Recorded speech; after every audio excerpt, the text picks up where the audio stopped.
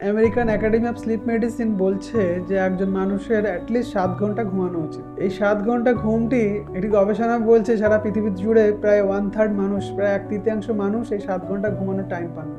এবং আমরা দেখি বেশিরভাগ ক্ষেত্রে ঠিকঠাক ঘুমাতে না পারার জন্য বিভিন্ন রকম সমস্যার সম্মুখীন হন মানুষ। এই ঠিকঠাক যদি ঘুম না হয় তাহলে ওজন বেড়ে যেতে পারে, মেজাজ খিটখিটে হয়ে যেতে পারে, ডিপ্রেশন হয়ে যেতে পারে, অ্যাংজাইটির সমস্যা এসে যেতে পারে, বা স্বাস্থ্যের ক্ষতি হতে পারে, যেমন হার্টের সমস্যা এসে যেতে পারে, তার সুগার, প্রেশার, থাইরয়েড, এসব সমস্যা এসে যেতে পারে। সুতরাং আমরা আজকে শিখবো যে ওষুধ ছাড়া কি কি মেথড আমরা ট্রাই করতে পারি আমাদের ঘুম আসার জন্য।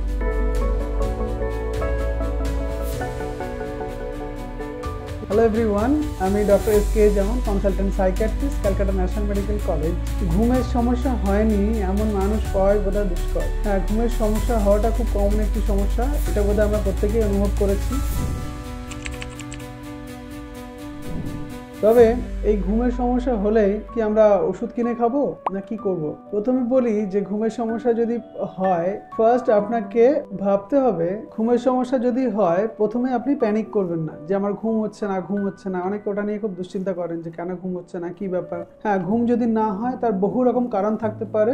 ঘুম না হওয়াটা নিজে একটা রোগও হতে পারে, বা অনেক মানসিক রোগ আছে যাতে ঘুম হয় না, বা অনেক শারীরিক রোগ আছে যাতে ঘুম হয় না, বা অনেক সময় সামান্য স্ট্রেস বা মানসিক দুশ্চিন্তা, টেনশন থেকেও ঘুম না আসতে পারে, বা অনেক সময় আমাদের বেশ কিছু বদ অভ্যাসের জন্য ঘুমের সমস্যা হতে পারে। এখন যদি ঘুমের সমস্যা হয় তাহলে আমরা কি করব? ঘুমের সমস্যা হলে আমরা প্রথমে আমাদের বাড়িতে বেশ কিছু টেকনিক্স আমরা অ্যাপ্লাই করব। আমরা চেষ্টা করব যাতে আমরা নিজেরা রিকভার করতে পারি, যে আমরা ডাক্তারের কাছে না গিয়ে বা ঘুমের ওষুধ না খেয়ে যাতে আমরা আমাদের ঘুমটাকে ফিরিয়ে নিয়ে আসতে পারি। চলুন দেখে নিই কি কি টিপস বা কি কি মেথড আমরা অ্যাপ্লাই করতে পারি আমাদের জীবনে। প্রথম খুব গুরুত্বপূর্ণ টিপস হলো যে একটা শিডিউল মেনটেন করতে হবে। হ্যাঁ, প্রতিদিন আপনাকে একটা নির্দিষ্ট সময় ঘুমাতে হবে, আবার নির্দিষ্ট সময় ঘুম থেকে উঠতে হবে। একটা বায়োলজিক্যাল ক্লক আমাদেরকে মেনটেন করতে হবে। যদি আপনি ঠিক 11টায় ঘুমাবেন ভাবেন বা 10টায় ঘুমাবেন ভাবেন, তাহলে প্রতিদিন ওই 10টাতেই আপনাকে ঘুমানোর টার্গেট করতে হবে। তার জন্য আগে থেকে একটু প্রিপারেশন নিতে হবে। এবং যদি উইকেন্ডের ক্ষেত্রে অনেক সময় দেখা যায় আমাদের রুটিন একটু চেঞ্জ হয়ে যায়, বা অনেক কোনো প্রোগ্রাম অ্যাটেন্ড করলে রুটিন চেঞ্জ হয়ে যায়, আমরা কিন্তু চেষ্টা করব যে যেদিনই হোক না কেন, যদি 10টায় ঘুমাতে যাই তাহলে আমরা 10টাতেই ঘুমাতে যাব। টাইমটা আমরা মেনটেন করার চেষ্টা করব। যদি আমাদের ঘুম না আসে তখন আমরা অনেকক্ষণ আমাদের বেডের উপর বসে থাকবো না। হ্যাঁ, আমরা চেষ্টা করব কিছু রিল্যাক্সিং টেকনিক অ্যাপ্লাই করার, এবং ওই সময়টা বেড ছেড়ে সাথে সাথে চলে আসা।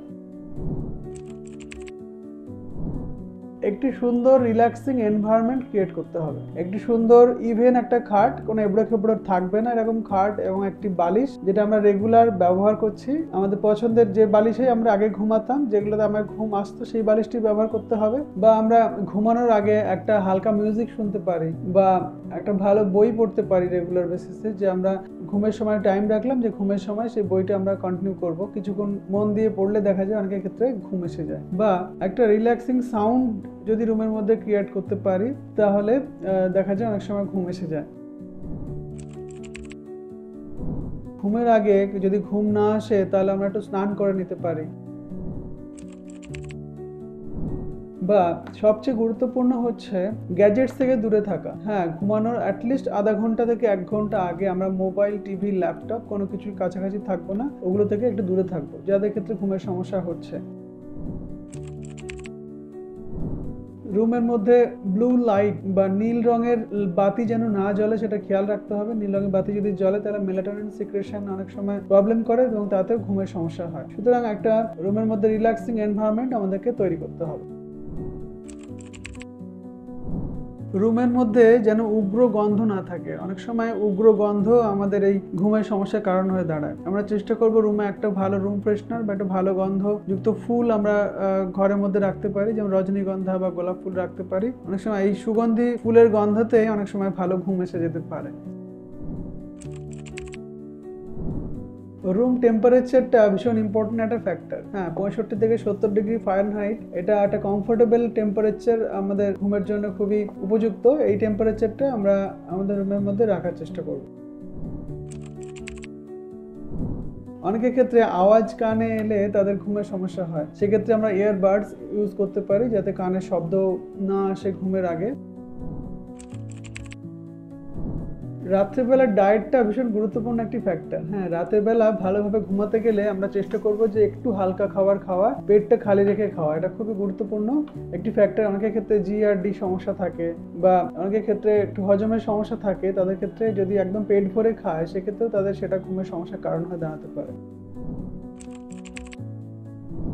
খাওয়ার ক্ষেত্রে আরেকটি গুরুত্বপূর্ণ বিষয় মাথায় রাখতে হবে, চা, কফি বা আদার স্টিমুলেন্ট যে দ্রব্যগুলো আছে বা বিভিন্ন নেশাদ্রব্য যেগুলো আছে, অ্যালকোহল, বিড়ি, সিগারেট, টোবাকো, এগুলো একটু সন্ধ্যার পর থেকে চেষ্টা করতে হবে এগুলো থেকে দূরে থাকার। কেউ যদি অ্যাডিক্টেড হন তাহলে যা নেশা করবেন ঘুমের সন্ধ্যের আগে করে নেবেন, সন্ধ্যের পর থেকে চেষ্টা করবেন নেশা না করার, যদিও বেশিরভাগ মানুষের উল্টোটাই করে থাকেন। এবং সবচেয়ে ভুল হয় যে ঘুম না হলে তার ট্রিটমেন্ট হিসেবে অ্যালকোহলকে বেছে নেওয়া। এটা খুব বড় একটি বাজে পদক্ষেপ। এই একটি ছোট্ট পদক্ষেপের জন্য আপনার বিভিন্ন দিকে ক্ষতি হয়ে যেতে পারে। অ্যালকোহল নেওয়ার জন্য অ্যালকোহলের একটা ক্রনিক অ্যাডিকশন হয়ে যেতে পারে বা অ্যালকোহল নেওয়ার জন্য বিভিন্ন মানসিক সমস্যার শিকার আপনি হতে পারেন। সুতরাং আমরা নেশাদ্রব্য থেকে দূরে থাকবো। নেশাদ্রব্য যদি আমাদের খুবই অ্যাডিকশন আমাদের থাকে, সেক্ষেত্রে আমরা সন্ধ্যার মধ্যে সেটি সেবন করার চেষ্টা করবো, সন্ধ্যার পর থেকে যেন সেটি সেবন না করি।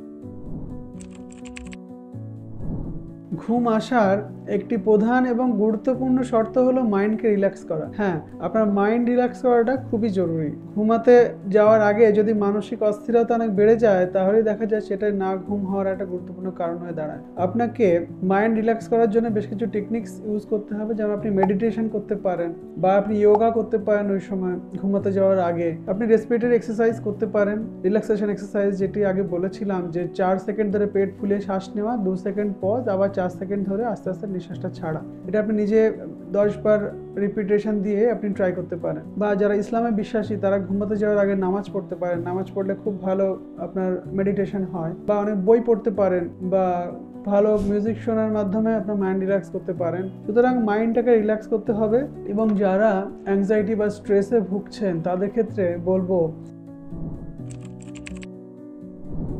যে এই মাইন্ডফুলনেস প্র্যাকটিস করতে হবে। মানে বর্তমানে থেকে বর্তমান পরিস্থিতিটাকে অনুভব করা, প্রেজেন্টে থেকে আমি কি করছি, কি খাচ্ছি, কি গন্ধ শুকছি, কি অনুভব করছি সেগুলোকে ফিল করা এবং ফিল করে মাইন্ড রিল্যাক্সেশন টেকনিক্সগুলোকে অ্যাপ্লাই করা। এটা খুব জরুরি।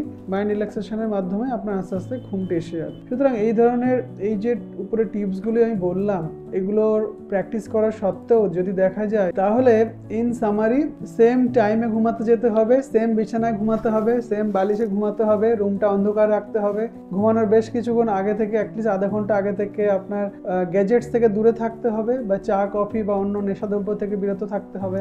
একটি সুদিং মিউজিক আপনি শুনতে পারেন, রুমটি একটি সুন্দর রুম ফ্রেশনার ব্যবহার করতে পারেন, রুমের গন্ধ একটা সুদিং গন্ধ যাতে থাকে তার জন্য। এবং আপনি মেডিটেশন ট্রাই করতে পারেন বা রিল্যাক্সেশন এক্সারসাইজ ট্রাই করতে পারেন, বই পড়তে পারেন।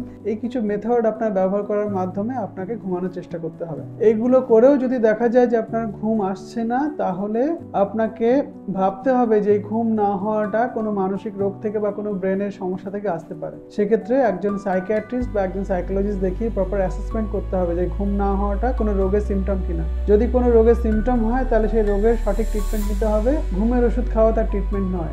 বেশিরভাগ ক্ষেত্রে দেখা যায় ঘুম না হওয়াটা মানসিক রোগের উপসর্গ। সুতরাং মানসিক রোগ যদি হয়ে থাকে তাহলে মানসিক রোগের প্রপার ট্রিটমেন্ট নিতে হবে। ঘুমের ওষুধ খেয়ে সেটা মেকআপ দিতে গেলে যেটা দেখা যায় যে রোগটিও ভিতর থেকে আস্তে আস্তে বাড়তে থাকে এবং কিছুদিন পরে সেই ঘুমের ওষুধের ডোজে আবার কাজ হয় না, আরও ডোজ বাড়াতে হয়, এরকম ভাবে একটা বাজে পরিস্থিতি তৈরি হতে পারে। সুতরাং আপনারা চেষ্টা করুন যে ঘুম না হওয়ার ওষুধ ছাড়া যে মেথডগুলি আমি বললাম সেগুলোকে প্র্যাকটিস করার এবং সঠিকভাবে ঘুমানোর। যদি না হয় তাহলে একজন সাইকিয়াট্রিস্ট বা সাইকোলজিস্ট কনসাল্ট করুন। আপনারা সবাই ভালো থাকবেন। আমার ভিডিওটি আপনারা বেশি বেশি করে শেয়ার করুন যাতে মানসিক রোগ সম্পর্কে মানুষ বেশি বেশি করে জানতে পারে, শিখতে পারে। ভিডিওটি ভালো লাগলে লাইক করুন, আমার চ্যানেল মনে কথাকে সাবস্ক্রাইব করুন। Thank you.